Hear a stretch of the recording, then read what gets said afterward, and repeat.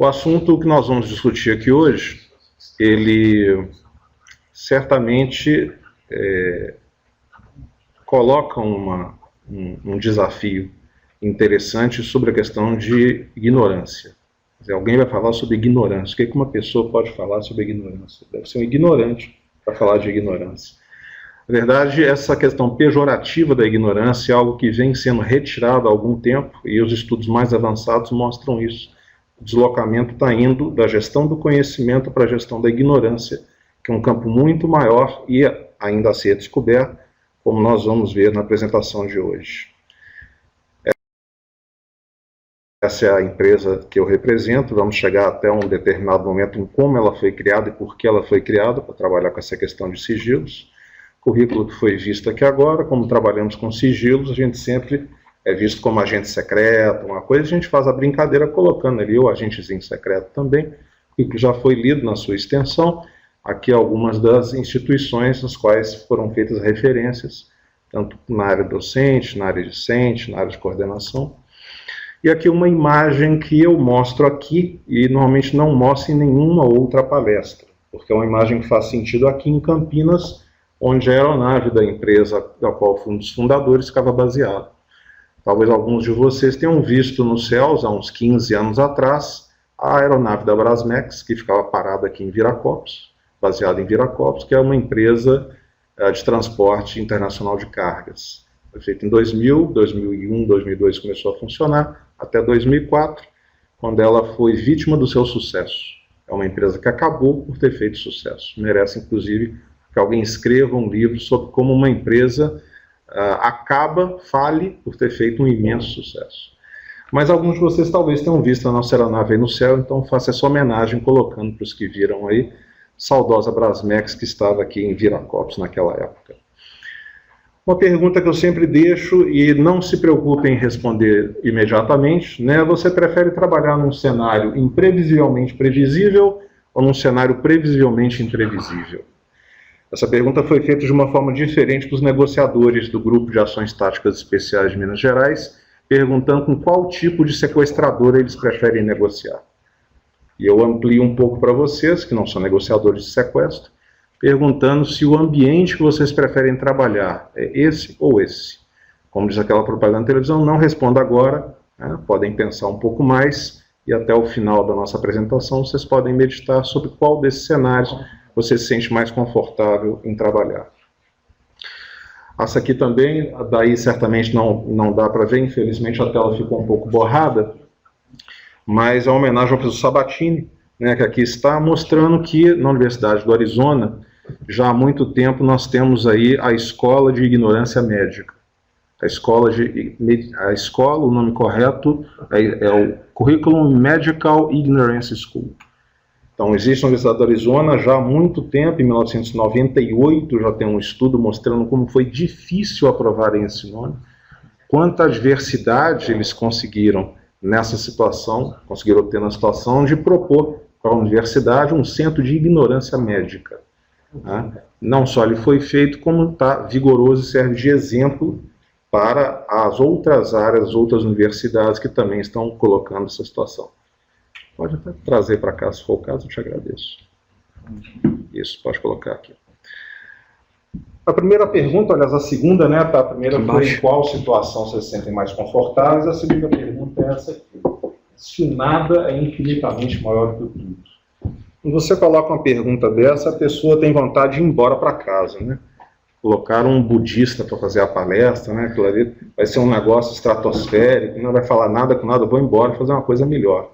Né? O sujeito vem falar que o nada é infinitamente maior do que o tudo, está precisando realmente voltar para a igreja dele, para a filosofia dele, lá para o taoísmo, né? Seja onde for. Mas isso que parece uma coisa meio filosófica, não tem nada de filosófico. Quando você vê uma imagem como essa aqui e uma explanação desse tipo, isso aqui é uma fotografia que não pega sequer a Via Láctea, não pega, né, um pouco mais para o nosso sistema solar, e todas as estrelas que você consegue ver à noite estão dentro desse círculo. Veja a insignificância que nós somos diante de tudo que há para conhecer. E nós achamos que sabemos alguma coisa, E essa imagem é uma imagem que ela pode ser multiplicada bilhões e bilhões de vezes. O universo são bilhões e bilhões de galáxias. Veja que a quantidade, né, do que você não conhece em relação àquele mínimo que você consegue ver. Não significa nem que você conhece. Então começa a fazer talvez um pouco de sentido aquilo que a gente comentou. E só voltando um pouco, eu esqueci, perdão, piora um pouco a situação de você perceber a sua insignificância, o seu nada, digamos assim, quando você começa a entender, segundo os estudiosos, né, de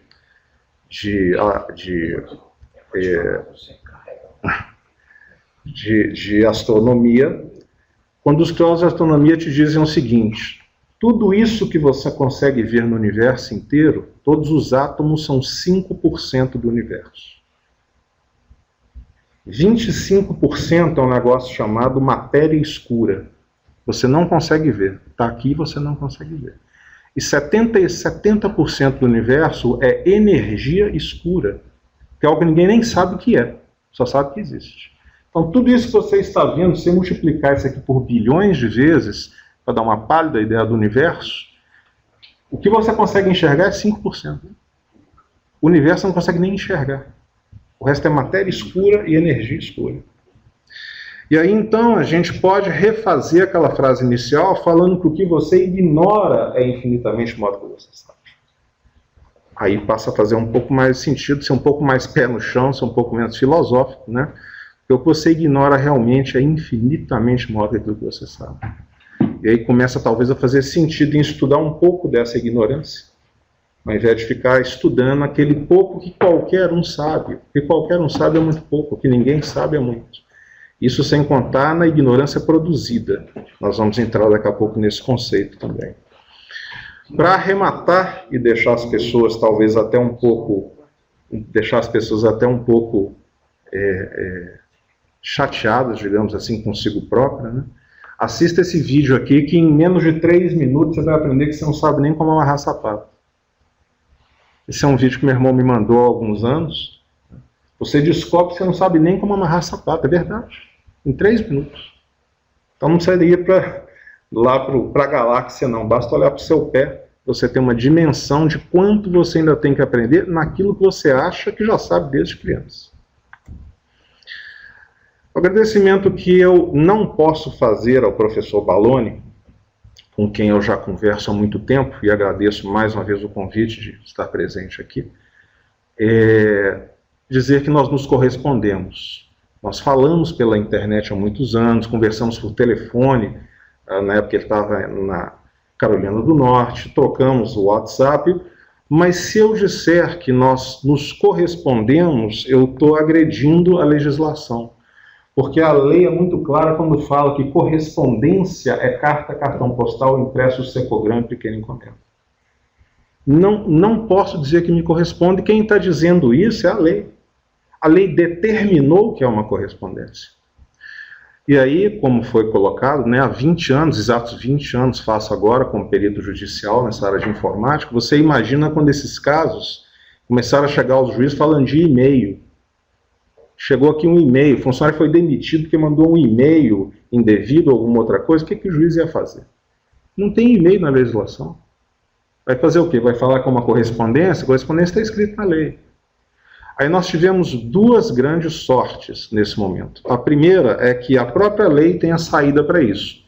Ela fala que quando ela for omissa, o juiz decidirá o caso de acordo com a analogia costumes e princípios gerais. Ok. Concorda que resolveu o problema? Não existe e-mail na lei, mas existe a possibilidade de analogia, não é isso que está escrito aqui?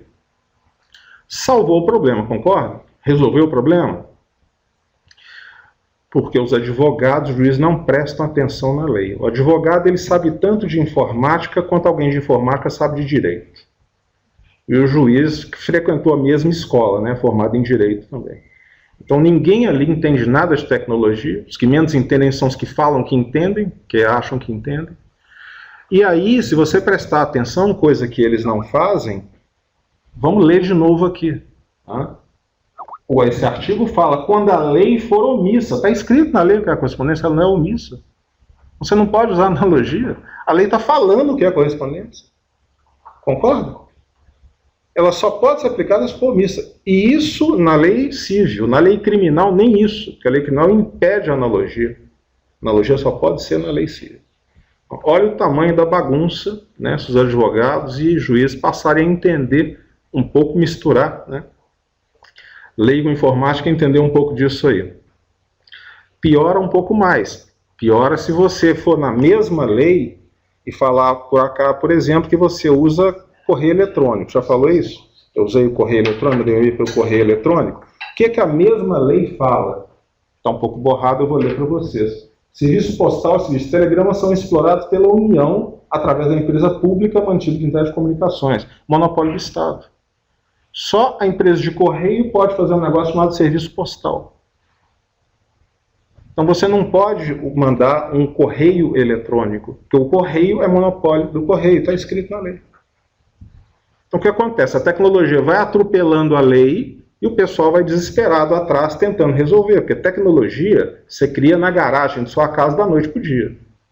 Lei você tem que colocar em votação, tem que ir para uma Câmara ou para um Congresso, onde vai ficar em debate entre as diversas tendências políticas, até que daqui a alguns anos resolva quando a tecnologia já mudou umas 15 vezes. Já não serve nem para aquilo que foi feito. Esse é o problema de lei e de tecnologia. Sócrates já falava, sabedoria começa com a definição de termos. O que a gente está vendo aqui são termos, são definidos. Sócrates, inclusive, falava uma outra coisa muito interessante também, né? Só sabia que nada sabia. E por falar isso, inclusive, ele foi colocado como oráculo de Delfos como o homem mais sábio do mundo. Por dizer que só sabia que nada sabia, que é exatamente o que a gente está falando aqui. Ele se declarava um ignorante. Ele não sabia de nada. Por isso ele foi considerado o homem mais inteligente do mundo. Mas quando ele fala que a sabedoria começa com a definição de termos, 450 anos antes de Cristo, ele não criou nada novo. É novo para nós que somos educados para ver os pensadores e filósofos gregos. Mas quando você vai estudar os chineses, você vê que tem um chinês chamado Confúcio, que já falava 500 anos antes de Cristo, quase 100 anos, quase um século antes de Sócrates, ele brigava pela retificação de termos. O que é a retificação de termos? Nas próprias palavras de Confúcio, o homem superior considera necessário que os nomes que ele usa sejam falados adequadamente. O homem superior exige apenas que suas palavras não haja nada de incorreto. Ou seja, cada palavra tem que ter um único significado, não pode haver ambiguidade. Essa é uma questão importante que vai sendo tratada desde lá de trás e seguidamente ignoradas. Confúcio, inclusive, é vítima de um terceiro problema que nós vamos ver agora, o próprio nome. Você sabe quem foi Confúcio? Confúcio é um nome chinês que sofreu o mesmo processo de várias palavras chinesas de primeiro ser romanizado e depois latinizado, chegando então para nós como Confúcio. Ou seja, a tradução de palavras onde você perde e você não enxerga mais a palavra original. E você começa a ter algumas situações complicadas.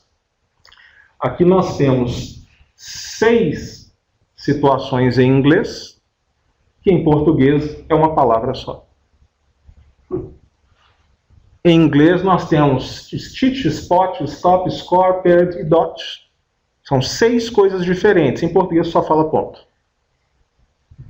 Esse é o problema da latinização. Muitas palavras, elas, quando chegam aqui, elas são originárias de palavras que têm vários significados, mas aqui só tem um.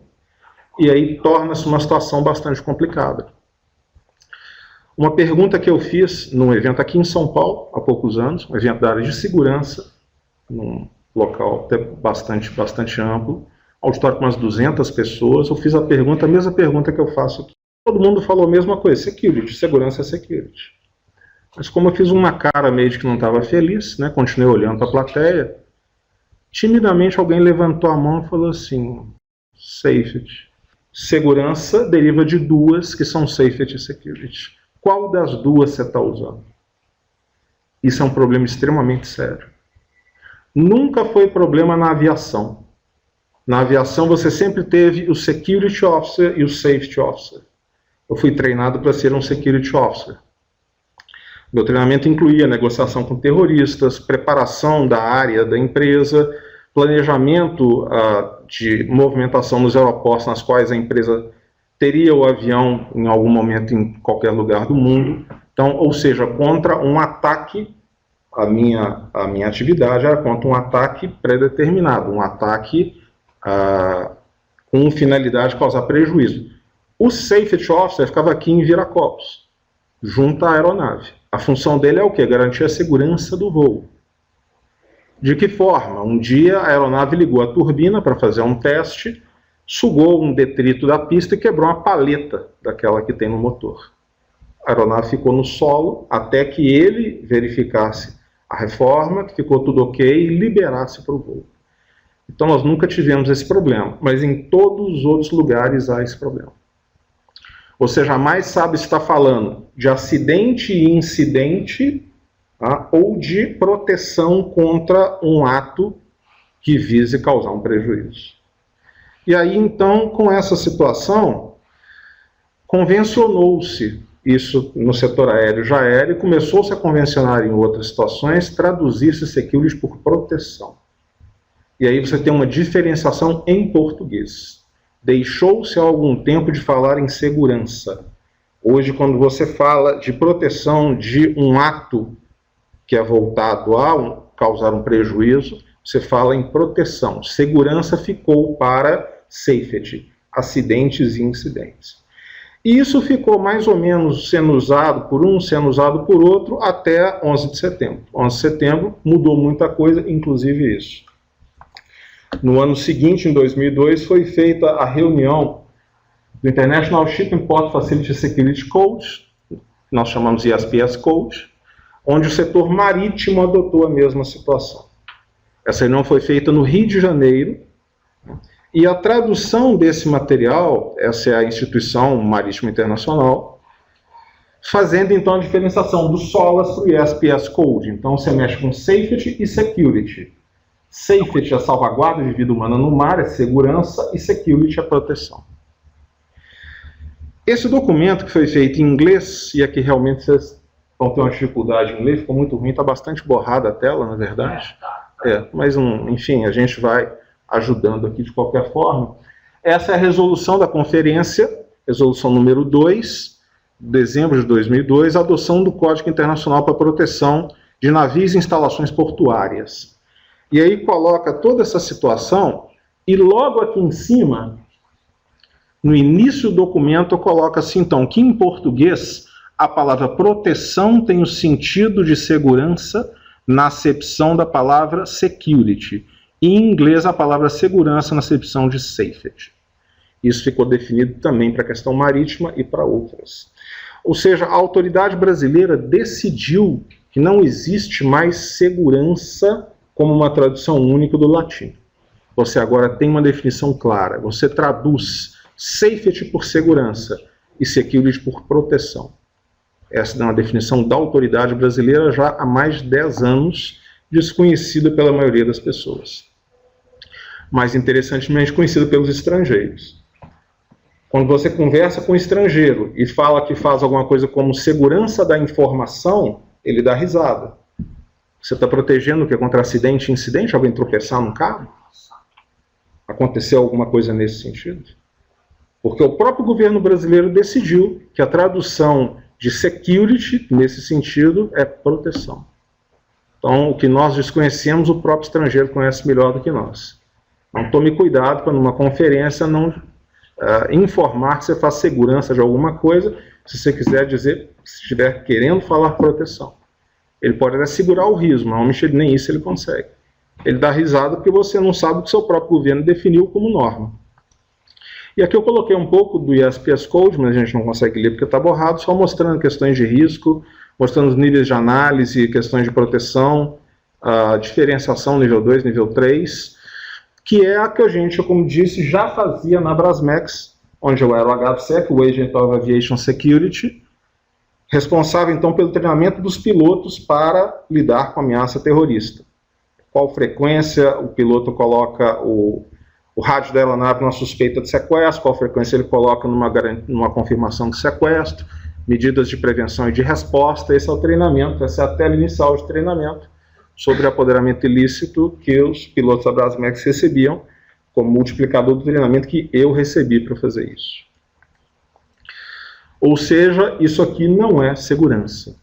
Isso aqui é proteção. É a questão do falso cognato. Infelizmente, nós temos muito disso. Tá? Então, cuidado com isso. Existe um outro entendimento dessa palavra, até bastante interessante, na Escola Superior de Guerra e diversas outras instituições militares também. A de que, na realidade, segurança é um estado e proteção é um ato. Então, eu protejo algo fornecendo uma sensação de segurança. Isso é extremamente disseminado nos meios militares, e eles agem dessa forma. Não se faz segurança, acaba caindo na mesma situação. Você sente segurança de medidas protetivas. Você, então, executa a proteção para se sentir seguro. Nesse sentido, falar que você faz segurança da informação é tão lógico como falar que você vai ter a felicidade da informação, ou a tranquilidade da informação, porque é um sentimento, e ele não cabe nesse sentido. Você protege a informação. Não existe segurança na informação. Seja na determinação do governo, na tradução da palavra security, seja no aceite ou na disseminação que os militares fazem já há muito tempo disso também. Em qualquer uma das duas situações, são situações definidas legalmente, tá? Você tem essa tradução fugindo, então, dessa ambiguidade da palavra segurança. Tanto é que nos comunicados oficiais você não tem segurança, você tem proteção de informação. Isso aqui é uma cerimônia onde Brasil e Espanha assinaram um acordo de troca e proteção mútua de informações classificadas. Segurança é um estado que você alcança, você se sente seguro, e não uma ação. E aí vem mais uma pergunta, dentro dessa linha toda que a gente está desenvolvendo de entendimento para chegar na ignorância. A ignorância está um pouco longe da gente ainda, mas chegaremos nela lá. Qual é o contrário de informação, Sobaloni? O senhor pode, quem sabe, nos iluminar. Qual é o contrário de informação? Contra-informação. Contra-informação. Qual é o contrário de informação? Ignorância. Ignorância. Qual é o contrário de informação? Informação errada. Informação errada, desinformação. Tem uma série de possibilidades de colocar o contrário da informação. A mais comum é desinformação, até pelo prefixo, ou seja, a negação da informação. Mas desinformação é uma informação errada, não é falta de informação. O contrário de informação é a falta da informação. Desinformação é uma informação falsa, é uma informação errada, muito utilizada nos meios militares. Segunda Guerra Mundial, você vai invadir, tentar chegar na Alemanha, você faz toda uma desinformação, ou seja, passa informações falsas, que o desembarque será feito na Itália, eles deslocam as forças para a Itália e você entra pela França. Ou seja, a desinformação ela tem um objetivo claro, desinformar, mas não é o contrário da informação. É uma informação falsa, não tem a ver com a verdade. Alguns dizem que pode ser também a falsa informação, o contrário da informação. Mas a falsa informação é uma informação que você não sabe que ela é falsa quando passa. Esse é o conceito definido. A falsa informação é aquela que você passa para frente achando que ela é verdadeira. Às vezes é um vetor da desinformação. Quem faz a desinformação sabe que tem o objetivo de informar errado. Quem passa a falsa informação recebeu e acha que é uma verdade. Não tem essa consciência. Interessantemente, quando a gente pensa, medita, pesquisa, vai adiante, a gente conclui que o contrário de informação, o contrário, o que é o contrário de informação? É a surpresa. Quando você não tem informação, você vai ter surpresa. Eu não tenho como te surpreender se você sabe. Se eu tiver combinado com o professor Baloni, que nesse momento vai entrar ali uma pessoa disparando rajadas de metralhadora para assustar todo mundo vai se assustar, menos eu que já sabia. O contrário da informação é a surpresa. Se você se surpreendeu, você não está bem informado. E às vezes sobre informações que você deveria ser informado, como por exemplo presidentes como, por exemplo, tomadores de decisão de grandes empresas. Se eles ficam surpresos, é porque eles não têm a informação que deviam ter. Então, a surpresa ela não é boa companheira do tomador de decisão de alto nível. E qual é o sinônimo de surpresa? Essa fica mais fácil. Qual é o sinônimo de surpresa, já que a gente já sabe que surpresa é falta de conhecimento. O sinônimo da surpresa é a nossa ignorância. Eu ignoro aquilo que eu não conheço. E eu vou me surpreender sempre com aquilo. E às vezes eu não poderia ter me surpreendido, porque eu estou numa posição, sou um general de exército tomando decisões, eu não posso ter surpresa. Eu sou um presidente de uma grande empresa tomando decisões de milhões de dólares pelos próximos 50 anos. Eu não posso ser surpreendido. Para evitar que isso aconteça, e cenas como essa que não sejam mais vistas, que é o grande esforço de todos os governos, né? Para quem se lembra ou já estudou, Munique 72 foram as Olimpíadas na Alemanha. Nessas Olimpíadas, um grupo de palestinos invadiu, surpreendeu uma equipe de atletas israelenses, né, fez esses israelenses de reféns e começou a fazer exigências. A polícia alemã nunca tinha tido esse tipo de confronto. Eles não tinham a menor ideia do que era isso. Equipes táticas, pronta-resposta, eles não tinham a menor ideia do que era isso. Os israelenses, inclusive, ofereceram equipes que eles tinham, que estavam acostumados com isso, os alemães recusaram, disseram que iam resolver isso. E, num determinado momento, armaram, então, selecionaram rapidamente ali alguns oficiais que pareciam um pouco mais capacitados, fizeram uma equipe para tentar uma incursão tática, para tentar um assalto, tentar libertar os reféns. E essa cena é a cena que mostra, né, esse grupo se aproximando, né, da janela, verificando qual é o melhor momento para tentar fazer esse resgate, quando então a polícia recebe um telefonema dos palestinos que estão lá dentro, dizendo o seguinte: tira esse pessoal daqui que nós vamos matar todo mundo. E eles se surpreenderam, falaram, mas como é que eles sabem que tem gente ali fora? Né? Estava sendo transmitido pela televisão. Eles não tinham experiência nenhuma, ninguém lembrou, né, nem de desligar a energia elétrica da Vila Olímpica. Estava sendo transmitido, a televisão estava transmitindo ao vivo aquilo ali. O terrorista estava vendo aquilo lá dentro da televisão, o sujeito chegando até. Quanto custou a perda dessa ignorância? Eles eram ignorantes que uma equipe tática estava se aproximando. Quanto custou a perda dessa ignorância? A vida de todos os reféns israelenses e de todos os sequestradores palestinos também. O desfecho foi trágico, todos morreram no aeroporto. Eles conseguiram chegar até o aeroporto, numa negociação. Quando viram que a negociação era falsa, mataram todo mundo e foram mortos também. Isso poderia ter resolvido, mas foi perdida a ignorância. Então a ignorância é algo que você também produz ou mantém para fins que são benéficos. É interessante manter e produzir ignorância. A gente vai ver, inclusive, nessa apresentação, que a maior força política do mundo é a ignorância. O político só se mantém no poder pela ignorância. E eu não estou dizendo daquela situação de não dar escola para ninguém, que é uma situação também, mas ele coloca de tal maneira que ele apresenta só aquilo que é interessante e omite aquela outra parte, e você, naquela ignorância, entende só essa parte. Não há força política maior no mundo que a manipulação da ignorância. Produção de ignorância é a força política que move o mundo. E para tudo isso, a gente tem então as agências. Os presidentes, primeiros ministros, precisam de informação. Eles têm que entender o que acontece e, se necessário, até produzir ignorância em outros governos também, para tentar manter o seu país à frente. E aí começaram a fazer o quê? As agências. Aí nós temos o Military Intelligence 5, aí nós temos o Secret Intelligence Service, aí nós temos o Central Intelligence Agency. São as agências que mantêm os presidentes dos países informados, eventualmente produzem ignorância, enquanto dissipam a ignorância que outros tentam fazer. É um jogo de gato e rato, sem fim, mas todos os países líderes chegaram lá e se mantêm por ter esse tipo de serviço. E aí nós chegamos a uma questão interessante. Qual é a tradução de intelligence? Qual é a tradução de intelligence? Como é que eu traduzo? Eu preciso fazer isso no Brasil também. Vou fazer isso no Brasil. Qual é a tradução de intelligence? Eu vou facilitar Eu vou facilitar perguntando o seguinte: qual é a tradução de hambúrguer?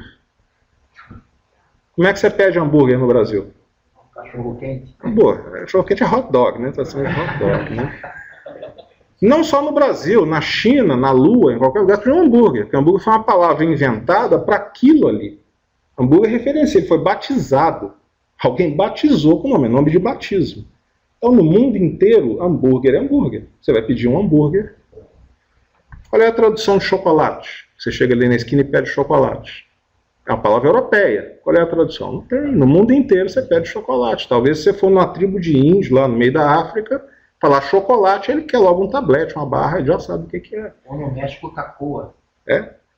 Porque você tem essa palavra que ela é única, ela referencia. Aquilo foi batizado com esse nome para um uso único no mundo.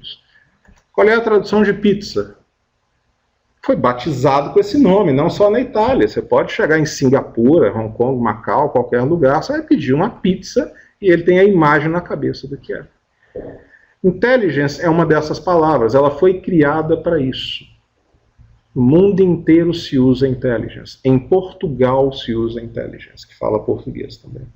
E Portugal é um pouco pior. Portugal tem uma legislação que obriga você a traduzir para o português de Portugal qualquer palavra, sob penas, no caso do negócio, tem multa em uma série de situações. Tanto é que lá você tem ecrã, não pode falar tela de computador, você tem o rato, que é o mouse, você não pode usar uma palavra estrangeira se houver uma nacional. Isso dá questões de multa e outras coisas. Como é que chama intelligence em Portugal? Intelligence. Alguns chamam, às vezes, de informações, mas normalmente ela é chamada de intelligence, porque é uma palavra que define aquele objeto. O Brasil, como é o país da jabuticaba, da urna eletrônica, né, resolveu chamar de inteligência. Mesma questão, security, segurança, quando na verdade é proteção. Você está falando de outra coisa. E aqui nós traduzimos uma palavra que é intraduzível para outra que não tem nada a ver com ela, porque inteligência é uma capacidade mental. Inteligência não é descobrir alguma coisa. Inteligência é pensar sobre alguma coisa. Você tem uma capacidade mental, o que é inteligência? A descoberta nova de situações, a descoberta rápida de situações diferentes, é o que o dicionário fala. A pessoa tem rapidez de descobrir soluções para novos problemas. É isso que está no dicionário. Não existe um dicionário português, nenhuma acepção de inteligência no sentido do que há nos Estados Unidos, onde no dicionário está escrito uma agência que se dedica a descobrir sigilos dos outros países. Não existe um dicionário português. Aí alguém mais bem informado, que estudou, fala assim, ó, você está equivocado. Existe inteligência. Os países de língua espanhola falam inteligência. É um furo no seu raciocínio. Eu rebato dizendo o seguinte, negativo. Antes de fazer isso, eles colocaram no dicionário. Vai no dicionário em espanhol. No dicionário em espanhol está previsto. Então, quando quiseram usar uma palavra que tinha uma outra acepção, foram no dicionário e colocaram agência, enfim, não sei falar espanhol, mas agência que busca sigilos de outros países para tomada de decisão. Lá está no dicionário. Nos Estados Unidos está no dicionário. Aqui não está no dicionário. E nem deveria estar, porque é uma palavra que já tem a sua acepção. Lembrando Confúcio, o Confúcio, lembrando Sócrates, né, retificação dos termos. Cada um tem um único significado. Se você chamar a mesma coisa de dois nomes, a dar o mesmo nome para duas coisas diferentes, você vai ter problema. Fatalmente você está criando problema de forma desnecessária. Para estudar esse fenômeno, então, nós fizemos a Escola Superior de Inteligência há muitos anos, e aí deu origem ao primeiro livro, onde nós sistematizamos toda a doutrina e método do que é utilizado nisso no mundo todo. Vimos que efetivamente não tem o menor sentido fazer isso, que no Brasil não há mais espaço para usar o termo correto, que é intelligence. Difícil você agora trazer uma palavra em inglês para onde já tem uma em português ainda que é errado. Dificilmente vai ser entendido. Entendemos que uma possibilidade de entendimento e não uma tradução. Intelligence quer falar de sigilo. O que intelligence tem, que se destaca de todas as outras atividades, é que trabalha-se com a área sigilosa. Mas ninguém na empresa mexe com aquilo. Todo mundo mexe com a informação aberta. Essa área mexe com o que é sigilo. Especialmente sigilo dos outros, além de proteger os nossos. Então fizemos o segundo livro tratando das atividades sigilosas, fazendo uma proposta de fundamentos. Passamos para o terceiro livro, onde nós já falamos de gestão de sigilos, que é o termo que agora vem sendo adotado paulatinamente por diversas instituições, no sentido de deixar de lado a questão de inteligência, porque só dá problema e só dá confusão, e passar para um termo que significa com mais clareza aquilo que se faz. Além disso, nós temos outro grave problema. Como diz aqui esse analista aqui de Portugal, os atentados de Paris mostram a fragilidade do serviço de inteligência. E aí você vê uma situação interessante. Isso aqui foi logo após o atentado de Paris, que é uma cidade que está sob lei marcial, nessa época quase 1 ano e meio, mais de 1 ano, soldado na rua com fuzil de guerra, policiais todos na rua, e no dia que era o dia mais natural de haver um atentado, que era o dia da comemoração da queda da Bastilha, no local mais provável de haver um atentado, que era na avenida que dá acesso àquilo ali, o sujeito pega um caminhão e atropela 100. Então, para que serve esse serviço? Para nada. Ele não é exatamente para antecipar as situações, ele não é para trabalhar dentro daquela questão de ignorância, que certamente o terrorista quer plantar um estado de ignorância, quer gerar ignorância em você para poder atuar com tranquilidade. Conseguiram. Mas como que eles conseguem fazer isso? Se acontecer um atentado aqui em Campinas, a gente até entende. Não tem previsão disso acontecer. Acontecer um atentado em Belo Horizonte é previsível também, porque não tem muita lógica acontecer. O terrorista age exatamente onde não tem lógica. Pode acontecer a qualquer momento. Agora, o atentado acontecer na cidade, no local e no momento exato em que ele era previsto acontecer, e acontecer? Para que serve isso? Essa é a grande pergunta. E essa pergunta vai mais além. Se a gente está vendo aqui esse português comentando sobre isso na televisão, vamos pegar aqui a fala, eu chamo a sua atenção para o final aqui, quem está falando isso é o secretário de Defesa dos Estados Unidos. Essa é uma tela que foi mostrada no Estado-Maior do Exército, numa palestra, onde o secretário de Defesa dos Estados Unidos fala que quando se trata de prever a natureza e o lugar onde ocorrerão nossos próximos engajamentos militares, desde o Vietnã o desempenho tem sido perfeito, não acertamos nenhuma vez sequer. Nunca acertamos. Nunca. Eles têm 16 agências que trabalham só com isso, coordenados por uma 17ª. 16 agências entre civis e militares. Só para isso. 80 bilhões de dólares por ano de investimentos. Maias, Granada, Panamá, Somália, Balcãs, Haiti, Kuwait, Iraque e todos os demais de 2011 para cá, que foi quando eu falo dele, nunca acertamos. Um ano antes de qualquer uma dessas missões, não tínhamos a menor ideia que estaríamos tão engajados. Para que serve isso? Para que serve isso? É a grande pergunta.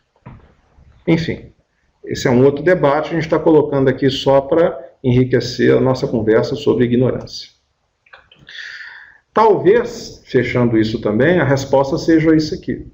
Como é que funcionam esses serviços? A CIA foi criada em 48, em 47 começou a trabalhar em 48. Esse aqui é o primeiro desenho do que ele chama de ciclo de intelligence. Ou seja, você tem aqui o direcionamento, a colheita, o processamento e o uso dentro de uma missão que é definida. Desde 2001, quando aconteceu a situação em Nova York, os americanos vêm atualizando, jogaram tudo fora, não funciona. Jogou tudo fora e começa do zero. E a cada ano, ou eventualmente a cada 2 anos, eles alteram doutrinas, aperfeiçoam, estão em guerra, eles estão entendendo qual é a melhor maneira de fazer. Eles mudam a doutrina praticamente todo ano.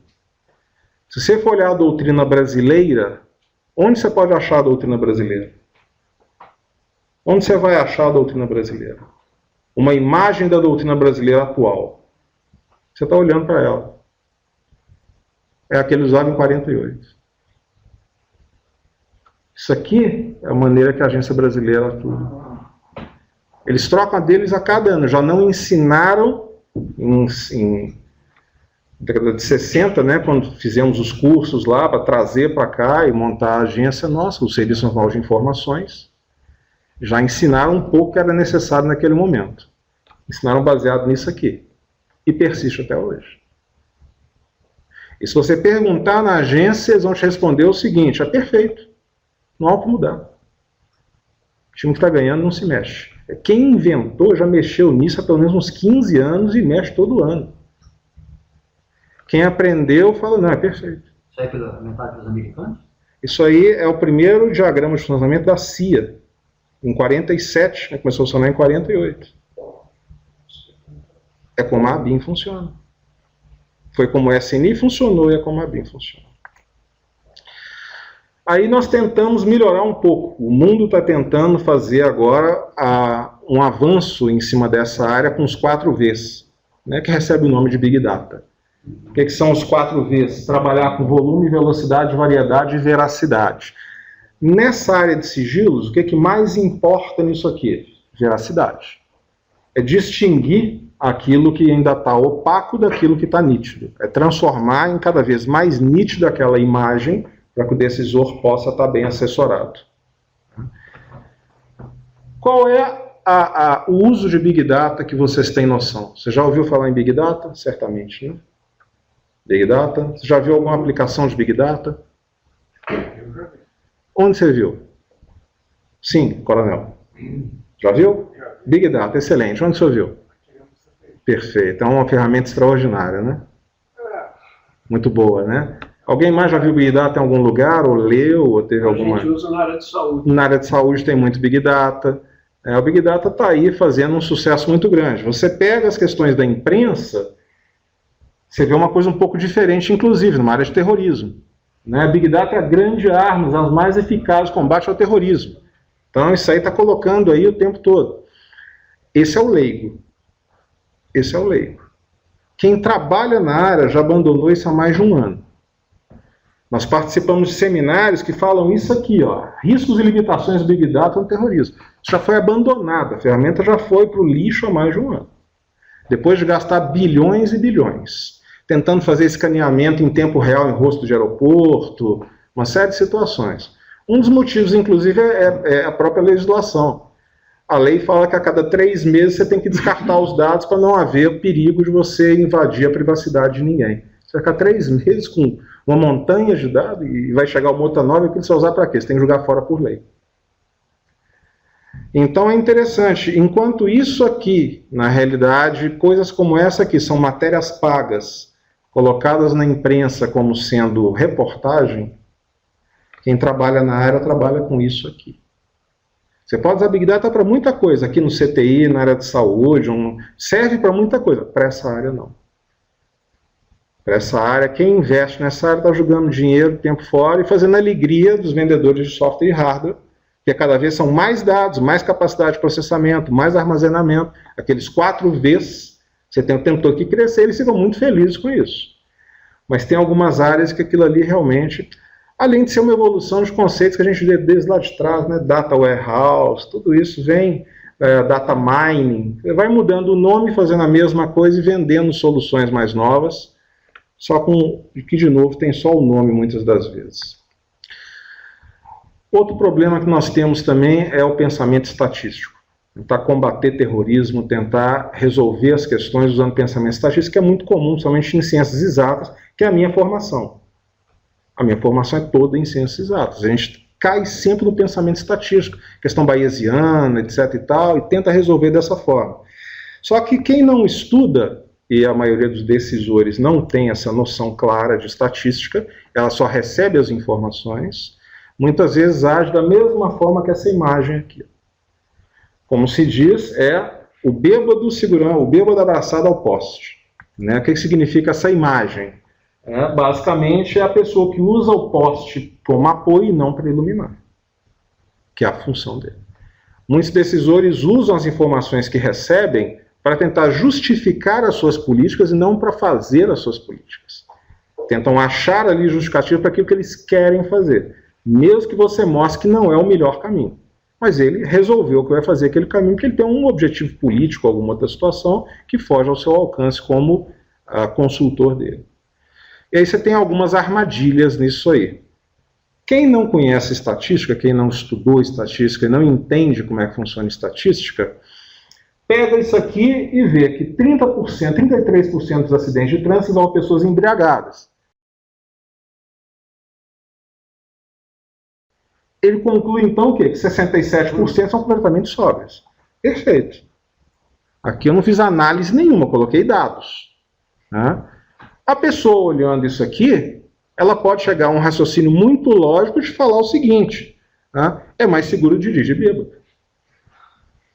Eu só corro 1/3 de risco. Se eu ficar sóbrio, eu corro 2/3 de risco. Mas a gente brinca com isso, mas é um exemplo muito claro da mente do decisor que não entende o que é uma estatística. Parece brincadeira, mas é assim que funciona. Claro que ninguém vai ter um entendimento desse, que a gente está exagerando para mostrar como é a cabeça do decisor. Se você não tiver cuidado na estatística que você mostra, você quer falar uma coisa e ele entende outra. Isso todo dia acontece isso. A falta de entendimento da pessoa que toma a decisão naquilo que foi colocado para ele facilitar e ampliar a sua capacidade decisória. Aqui a gente tem um outro exemplo muito interessante de tomada de decisão. A Polícia Militar de Alagoas, em 2010, fez um estudo bastante profundo da ordem de relevância dos eventos críticos mais complexos daquele ano. Para saber o quê? Onde que vai alocar recurso. Eu tenho que treinar, eu tenho que comprar equipamento, eu tenho que capacitar naquilo que é mais importante.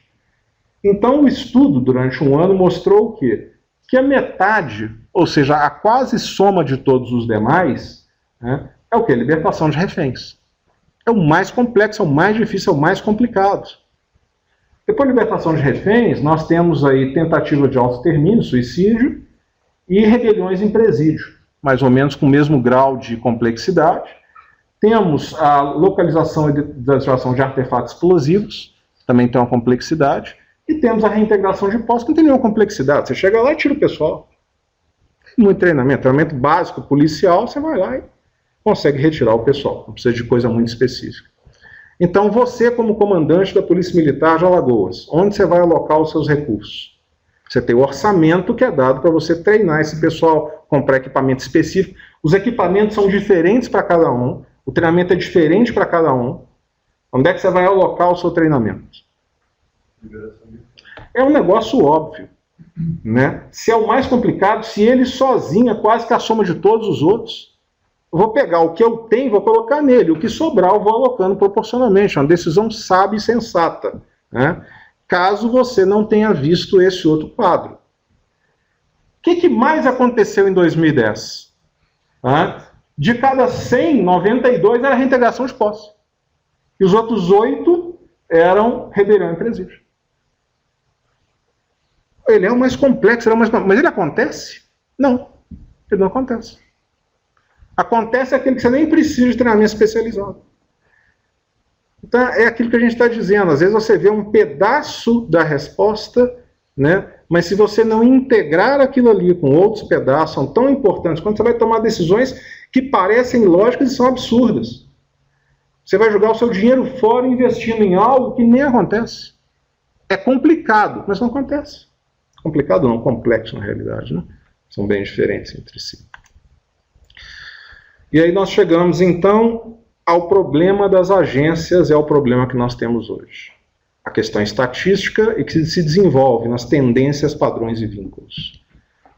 Toda tentativa de trabalho na área de ignorância, na área de sigilo, sempre foi feito baseado nisso. Qual é a tendência, qual é o padrão, qual é o vínculo? Vou pegar o grupo terrorista porque ele está sempre fazendo isso, ou faz dessa forma, porque a tendência dele é fazer essa situação. Vamos ver se isso funciona. Esse aqui é um gráfico de tendências.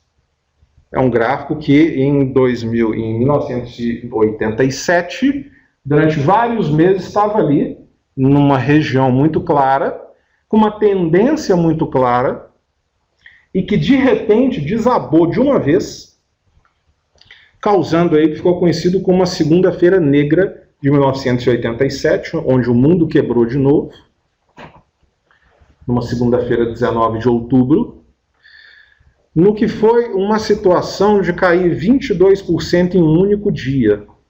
A chance disso acontecer era 10 elevado a menos 50. Mais de 20 desvios padrão da norma. É absolutamente inimaginável no sentido de tendência, matematicamente falando. Era impossível aquilo acontecer. Só que quando você verifica, aconteceu. E mais ainda, para fazer uma comparação, as pessoas que não têm muita ideia, são números muito grandes, né? 10 a menos 50, o que significa isso? Isso é muito, isso é pouco, o que é isso? Estima-se que o universo antes do Big Bang era 10 a menos 26. Era mais fácil o universo não ter acontecido do que aquilo ali ter acontecido. E enormemente mais. De 10 a menos 26 para 10 a menos 50. Vocês sabem como é que funciona isso, né? Vocês têm ideia da dimensão que nós estamos falando. Então você vai seguir tendência, acontece isso. Surpresa. Tendência leva à questão de surpresa. Esse livro é um dos livros que eu recomendo, né? O Cisne Negro, não sei se já tiveram a oportunidade de ler, do Nassim Nicholas Taleb, é um libanês, que foi a pessoa que previu isso. Foi a pessoa que depois, inclusive, esse livro ficou muito famoso, porque acho que uma semana antes ele fez uma previsão que era mais ou menos que iria acontecer um ataque como aquele. Ele falou algo que deu a entender que ele previu aquele tipo de ataque. Então esse livro ele vendeu enormemente, é um dos best-sellers aí, e a lógica do cisne negro, depois vocês vão ler lá, os que não leram, vão entender o que é o cisne negro. Só de entender o que é o cisne negro, você já vai ver a genialidade da escrita que ele tem. Se for para uma ilha, leve esse livro, vai fazer uma ótima companhia para você e vai te dar muitas ideias. O Taleb fala também do Peru. E ele cita o Peru como sendo aquele animal que está ali, tranquilo, e um dia chega um homem, pega o Peru e leva para um cercadinho, e o Peru fica apavorado. E não sabe o que está acontecendo, fica desesperado. Olha para um lado, olha para o outro, né? O homem chega, coloca comida para ele e vai embora. E o Peru fica desconfiado, assustado, olhando para um lado e para o outro. Chega o dia seguinte, o homem volta, troca a água, dá uma olhadinha no Peru, vai embora. E paulatinamente o Peru vai ficando mais tranquilo. Porque dia após dia a rotina é a mesma. O homem chega, coloca água, troca água, põe um pouco de comida, vez ou outra chega um outro homem com ele que dá uma olhada, verifica se ele está bem, né, um veterinário, né, faz ali um check-up do Peru. E o Peru vai ficando tranquilo porque cada dia é igual ao outro. E aí você tem aquela lógica, né, de que o amanhã deve ser muito parecido com hoje, quer dizer, o passado vai guiando o meu futuro. Eu estou dentro de uma linha onde eu consigo enxergar o meu futuro, até que no 10º dia o homem chega de novo, o Peru já está tranquilo, está absolutamente calmo com aquilo ali, e o homem passa a faca no pescoço dele porque é o Thanksgiving. Ele foi criado para aquilo. Estava criando o Peru para servir no dia de ação de graças nos Estados Unidos, que é o exemplo aqui, ou no nosso Réveillon também, onde se come Peru. E o que ele chama a atenção para isso é o fato de que o Peru ele tem a surpresa no momento de maior tranquilidade dele. Ele já tem toda a confiança naquilo ali. O momento que ele está mais tranquilo é o momento onde a coisa acontece. O momento que você está absolutamente sem dúvida nenhuma sobre aquilo ali. Isso aqui não vai acontecer, isso aqui é um lugar seguro, isso aqui é algo tranquilo, e aquilo explode. Porque você não sabe exatamente o que está acontecendo por baixo ali nos bastidores. Essa frase aqui foi falada em 1907 por um capitão de navio muito experiente. Né? Pela minha experiência, eu nunca vi um acidente de nenhum tipo, nunca nenhum navio teve uma angústia, eu nunca vi uma angústia de navio nos meus anos no mar, nunca tive um choque, nunca choquei com ninguém e não vejo qualquer possibilidade, né, de falar em acidente no mar. Sou muito tranquilo com relação a isso, de forma genérica. Né? Essas foram as últimas palavras do capitão do Titanic. Segundo o que se registra, né, quando perguntaram ele como é que ele se sentia a respeito da viagem, ele deu essa resposta. Minha vida inteira nunca arranhei num outro navio. Passado não tem nenhuma relação com o futuro. O que você aprende lendo livro como o do Taleb, lendo vários outros, é que as coisas elas não são lineares. Esqueça a linearidade. Prepare-se para viver num mundo não linear, onde uma coisa não é relação causal da outra. Elas acontecem do nada sem que você espere. E essa é a preparação que você tem que ter. Segunda questão, padrões. Então nós temos aqui alguns padrões. Dependendo de um desenho que eu coloco no computador, ele vai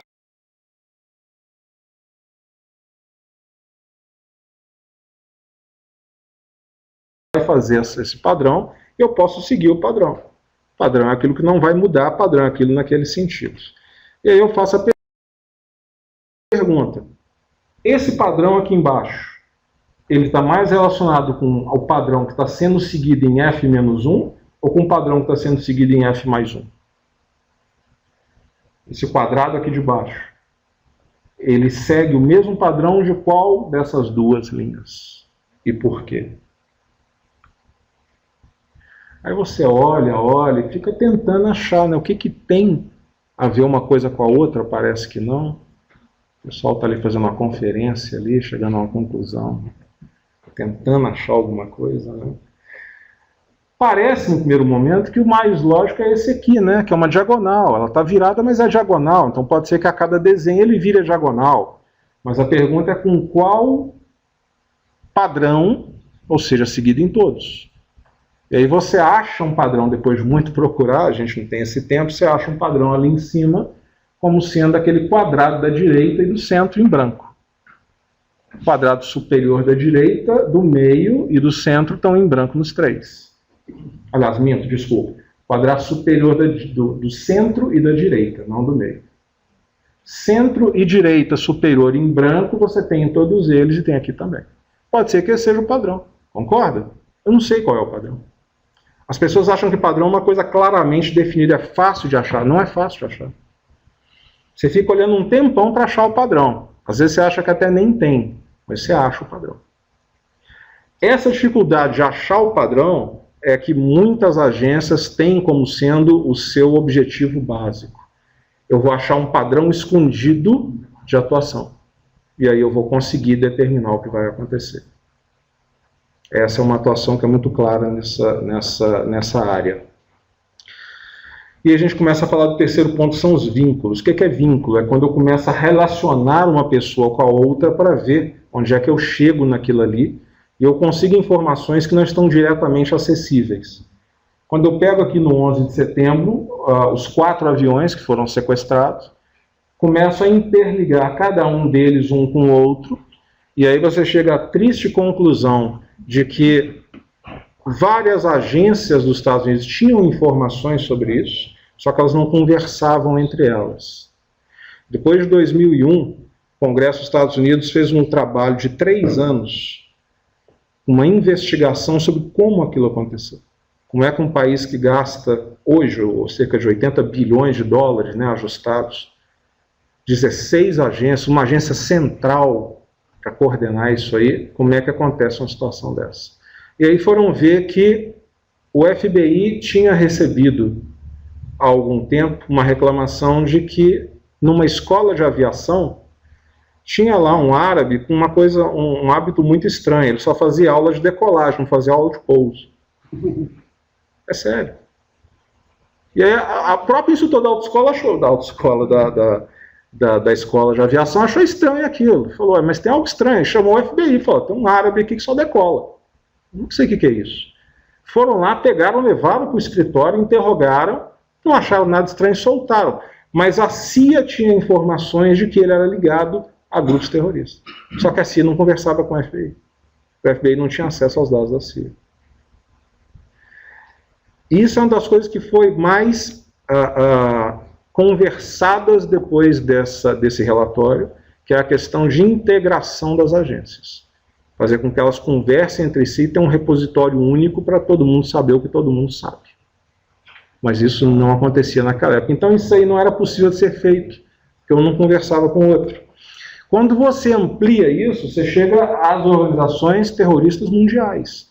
Você liga um com o outro, outro com o outro, outro com o outro, você chega nas organizações, liga organizações entre si, e isso vai crescendo tanto que chega ao ponto de ter uma situação como essa aqui. Daí não dá para vocês enxergarem, mas isso aqui são todas as relações existentes entre todos os personagens da série Lost. Quem assistiu Lost? O Balone assistiu. Quer dizer que aquela máxima, depois da tempestade vem a bonança, o universo é verdadeiro. Hein? Tem que ver se a tempestade acabou, né? Se ela não está piorando. Na realidade, aparentemente, ela está piorando, porque no avião, assistindo na televisão ali, tinha acontecido um atentado no Irã ontem, atentado no Irã. O Irã era exportador de terroristas, estava tentando dentro do Irã. O troço perdeu o controle, o terrorista está atacando a base terrorista. As barcas que fazem hoje, as barcas que fazem a transição entre Alemanha e Dinamarca estão paradas por uma situação de eventual terrorismo. A Europa todo mundo acompanhou na Inglaterra. Então, assim, isso não vai acabar. Isso só vai piorar. Desse jeito só vai piorar. Essas notícias serão diárias e cada vez piores. Se ninguém fizer nada. Mas aí já não está ao meu alcance. A gente estava conversando aqui sobre a questão do Lost, né? Para quem assistiu Lost, então nós temos aqui uma questão de vínculos, né, entre todos os personagens, quem estava na ilha, quem chegou depois, quem foi, quem conversa com quem gosta de quem, que é a mesma coisa que você pode fazer dentro de uma empresa. Esse mapa, ele é fundamental para uma organização. Esse mapa, alguém tem que ter esse mapa, porque esse é o mapa real da organização. Esse é um organograma de sentimentos. Fulano gosta de fulano, Beltrano joga no mesmo time, torce para o mesmo time de Beltrano, esse tem um caso com esse odeia aquele, esse daqui vende drogas para aqueles ali, os filhos desses aqui frequentam a mesma escola. Então, esse é o mapa real que tem que ser feito dentro de uma organização, porque as relações estão aqui. Você pode pegar o chefe, você coloca ele 4 ou 5 camadas abaixo, ele tem às vezes uma relação mais direta com a pessoa que está no 4º escalão, que está ao lado dele. Uma relação muito mais próxima, uma relação emocional. E sem isso aí você realmente fica sem uma ferramenta extremamente importante. A Bíblia de quem trabalha com inteligência, com ignorance studies é essa aqui. O Handbook Internacional de Estudos em Ignorância. Não é ignorância, mas a ignorância da ignorância é a morte do conhecimento. Aí você começa a entender um pouco mais. Enquanto as pessoas estão perdendo tempo com o conhecimento, você está avançando, trabalhando na ignorância, que é infinitamente maior do que o conhecimento, que ninguém tem a ponto de não saber como é que amarra os sapatos. Esse é um ponto que tem que ficar bem claro na cabeça de cada um. O Noam Chomsky falou isso de uma forma mais simples que eu consigo enxergar. A população geral não sabe o que está acontecendo e não sabe que não sabe. Esse é o conceito do não sabe que não sabe, que é o conceito que a gente vai abordar, que é o 4º quadrante. O que é não saber que eu não sei? É isso aqui. Algo está acontecendo e está completamente alheio. Eu nem sei que aquilo está acontecendo e não sei que não sei. Esse é o conceito que a gente começa a trabalhar a partir de agora dentro da questão do 4º quadrante. Quantas horas são, professor? São 11, 15. Excelente, a gente está num ritmo bom. Nós temos então os 4 quadrantes que a gente pode dividir a questão de conhecimento, a questão de ignorância, ou como qualquer um queira colocar. Você tem o primeiro, que é aquilo que eu sei que eu sei. É uma certeza. Sei que sei. Você consegue me dar um exemplo de algo que você sabe que sabe, para não? Enquanto eu tomo uma água aqui, eu esqueci que tem uma aguinha aqui. Olha, mas difícil, depois que eu vi aqui, eu só sei que nada certo. Pouco o senhor descobriu que não sabe amarrar o sapato, o senhor está frustrado, né? Mas é isso mesmo, a sensação vai ser substituída posteriormente por uma alegria da descoberta.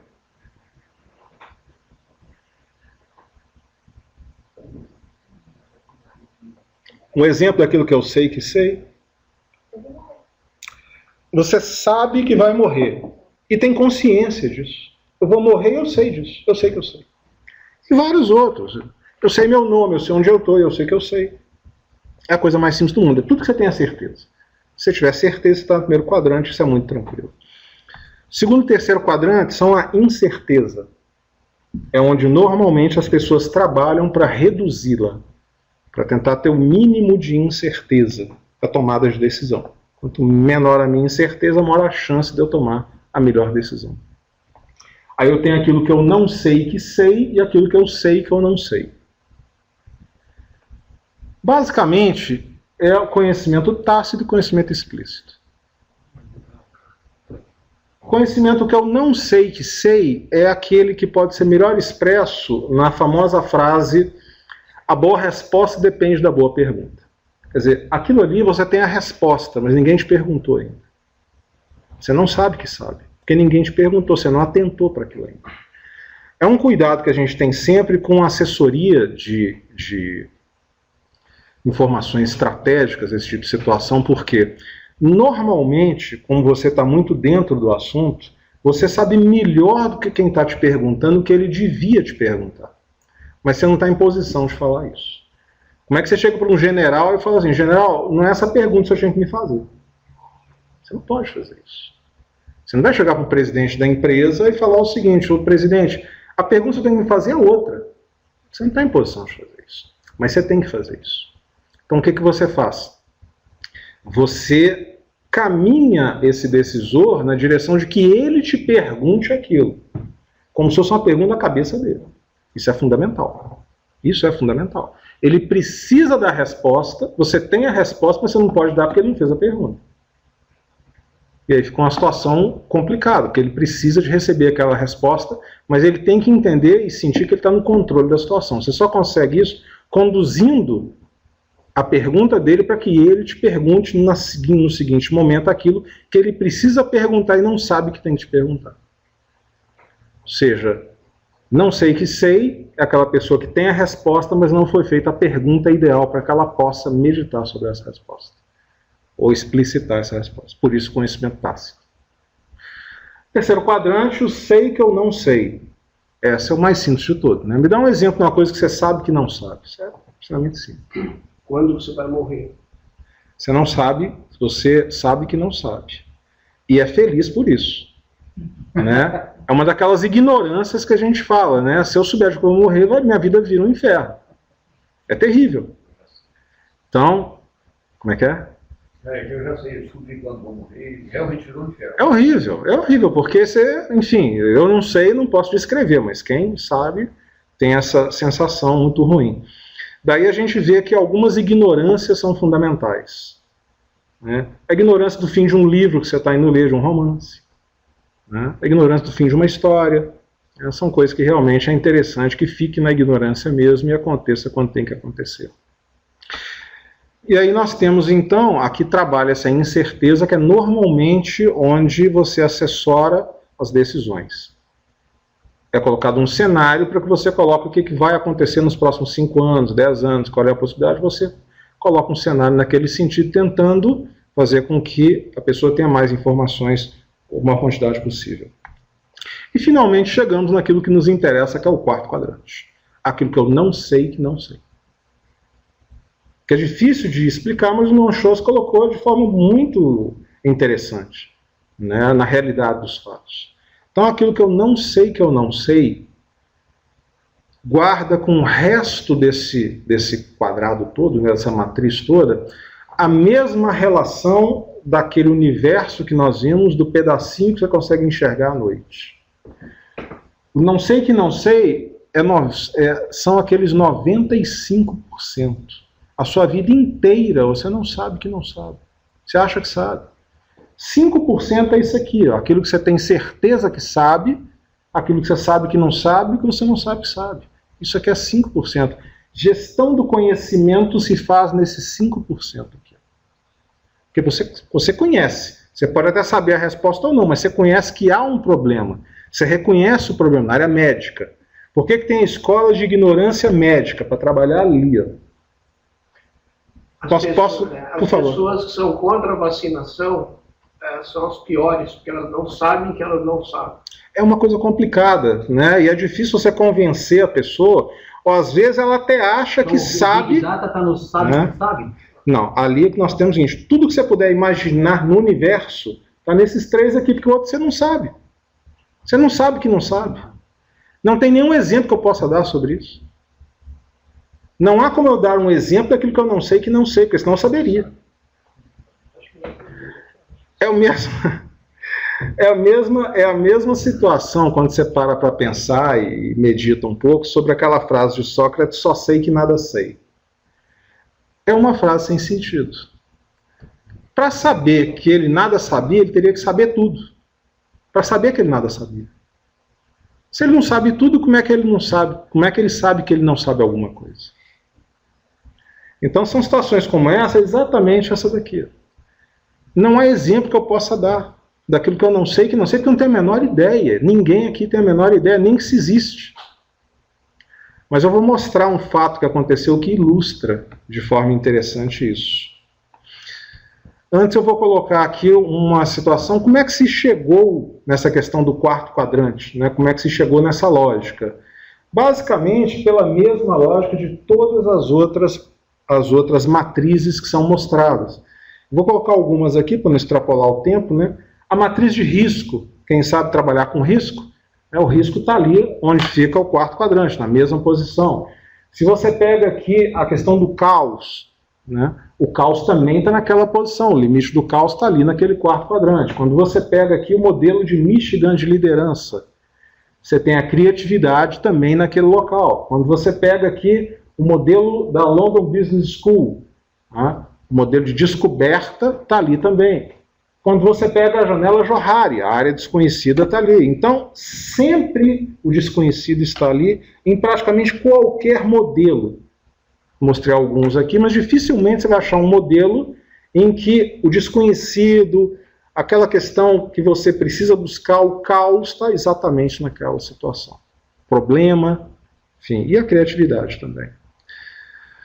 Aqui nós temos uma possibilidade muito remota de que eu consiga fazê-los, consiga dar um exemplo bem interessante sobre não sei que não sei, mas eu vou tentar. Porque até o dia 23 de setembro de 1846, o que o mundo inteiro achava que era o sistema solar era isso aqui. Sem nenhuma exceção. Todos os seres humanos achavam, que os estudos mostravam isso, né, que o sistema solar era composto por esses elementos aqui. Eles mudaram de nome, né? Planeta, satélite, outro virou... Né? Cada um coloca de um jeito diferente. Nesse dia, 2 estudiosos europeus, que segundo o registro não tinham relação um com o outro, foram estudos separados e coincidentes na data, eles estavam trabalhando numa situação que vinha incomodando os astrônomos há muito tempo. O fato de que o planeta Urano, que era o último planeta da Via Láctea, ele tinha uma alteração na sua órbita quando passava no ponto mais próximo ao Sol. E ninguém conseguia explicar. O modelo matemático funcionava perfeitamente para todos os planetas, para o próprio Urano também, mas quando ele estava no ponto mais próximo ao Sol, ele sofria uma espécie de desvio, ele saía do modelo matemático, depois ele retornava. E os pesquisadores então tentaram entender, viram se o problema era a fórmula, o modelo, o que estava de errado, qual era a situação, até que chegaram a uma conclusão, que a única explicação possível para esse comportamento específico de Urano naquela situação era um planeta próximo a ele. E aí, nesse dia, eles apontaram a luneta, refizeram cálculos de outras maneiras, apontaram a luneta para um determinado ponto do céu e encontraram o planeta Netuno. Ninguém procurava por Netuno. Estavam tentando achar o que era o problema de Urano. Ninguém desconfiava de um planeta, ninguém sabia que era um planeta, mas em um determinado momento, estudando Urano, os problemas de Urano, o problema da órbita de Urano, chegaram à conclusão e localizaram um planeta Netuno, pelo qual ninguém procurava. Esse é um exemplo daquilo que eu não sei que não sei. Atirei no que vi, acertei no que não vi. Basicamente isso. Eu não sei que aquilo está lá, mas eu esbarro com aquilo. Isso pode ser de forma proposital, posso estar procurando, ou eventualmente localizando aquilo. E é por isso que as agências começam a utilizar já há algum tempo, somente nessa questão antiterrorista, do conceito de turbulência, que é o conceito da ignorância. O que é a turbulência? Você não vai buscar padrão, você não vai buscar a tendência, você vai buscar muito pouco vínculo, você vai mais verificar o que está de diferente no ambiente em determinada situação. Você não vai procurar grupo terrorista, porque eles não existem mais, agora são lobos solitários. Né, e estão passando o conceito de célula fantasma agora. Então a cada hora eles vão alterando essa situação. Mas você não vai localizar, não adianta procurar um grupo terrorista. Onde será o próximo atentado? Se você for olhar por estatística, é no lugar que foi o último. Onde vai ser a próxima fuga de presos? Na penitenciária onde está fugindo mais. Qual é o histórico? Ah, não, nos últimos 10 anos o preso fugiu mais daquela penitenciária, então a próxima fuga vai ser lá. Qual é a lógica disso? Nenhum.